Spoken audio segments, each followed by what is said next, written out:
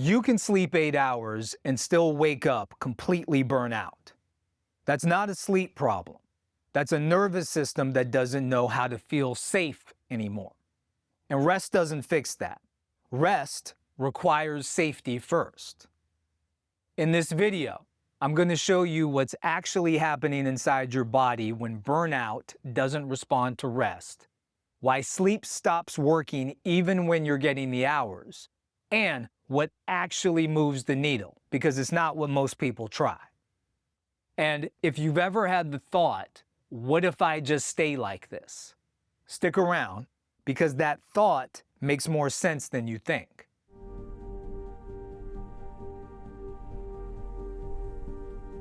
Here's the pattern. There are stretches where you're running, grinding through everything, staying functional, handling it. And then there are moments where you just stop. Not because you chose to, just nothing left. You sit down and you can't make yourself do anything. And neither state feels good. When you're running, there's a low-level tension underneath everything. When you stop, you don't feel rested, you feel hollow. You've tried to fix it the obvious way, sleep more, take a break, step away for a few days, and it helps temporarily.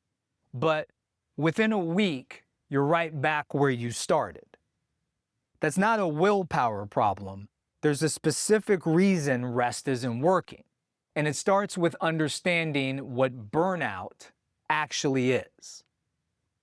Your nervous system has 3 states, not 2. Most people think of the nervous system as a simple on-off switch, stressed or relaxed. But it's actually more like a 3-gear transmission. The first gear is safety. Your heart rate is calm, you can think clearly, you feel present. This is where actual recovery happens. The second gear is fight or flight, your stress response. Heart rate up, focus narrows. This is designed to mobilize you when something needs handling. The third gear, and this is the one most people don't know about, is shutdown. When the system has been in overdrive too long, it just collapses. This is that hollow, the flat, the sitting on the couch unable to do anything that doesn't feel like rest, because it isn't rest. It's your nervous system conserving whatever's left. Burnout isn't being stressed. Burnout is your nervous system oscillating between fight or flight and shutdown, without ever accessing gear 1, without ever getting the signal, we're safe, we can recover now.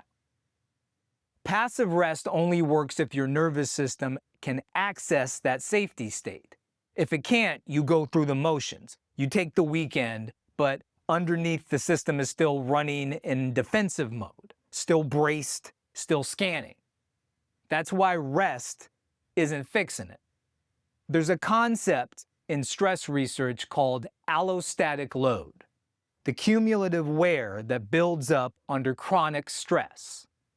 And the critical thing about it is that it doesn't just make you tired, it shifts your physiological baseline. Your cortisol, the hormone that regulates your stress response, is supposed to follow a rhythm, high in the morning, tapering through the day, and then low at night. That rhythm is how your body resets. In burnout, that rhythm breaks. Cortisol stays elevated when it should be dropping, or it flattens entirely. You wake up with almost none of it, which is why some people in burnout don't feel that kind of natural morning alertness. They wake up already behind.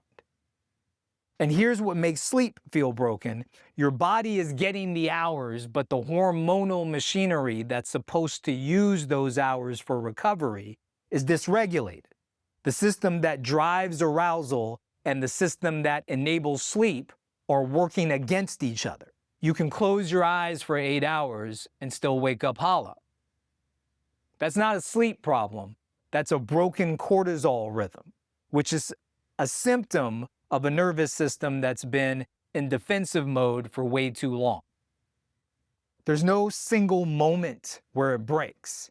It's months, sometimes years, of never fully coming down, until one day you realize that coming down isn't something you actually know how to do anymore. Your nervous system isn't lazy, it adapted. It learned there's no safe moment to let its guard down, and now it can't, even when you want it to, because the threat detection pattern has become the dominant pattern. I want to be straight with you guys about this. This doesn't get fixed fast. Not because you're in bad shape, but because you're not recovering from a deficiency. You're retraining a physiological pattern that took months or even years to form. But the direction is simpler than most people think. Your nervous system needs evidence that it's safe, not just intellectual reassurance, actual physiological signals repeated over time. That's what shifts the system out of defensive mode. Slow, deliberate breathing, especially longer exhales, directly activates the parasympathetic branch, the part of your nervous system responsible for recovery. Not deep breathing as a concept, specifically exhale longer than you inhale. That ratio is the signal. Movement that isn't punishing, not a workout to prove something, movement that your body doesn't interpret as another stressor. Environments that genuinely feel low threat, so nature, quiet, stillness, not because they're pleasant, but because they give your nervous system a break from scanning. And time. Sustained, repeated signals over weeks, not a single good weekend. What most people do in burnout is try to manage their way out of it. Optimize sleep, add a recovery protocol, take better breaks. Those things aren't wrong, but they're working on the surface while the underlying state stays stuck. What actually moves the needle is slower and less dramatic. It's teaching your body what safety feels like again. I want to ask you something, and actually sit with this. When was the last time you felt genuinely rested? Not just less tired, but actually recovered. Not running, not flat, but okay. If you have to go back further than you'd like in order to answer that, that's worth paying attention to. Not as a reason to panic, but as information. Drop it in the comments. I'm genuinely curious where people land on that.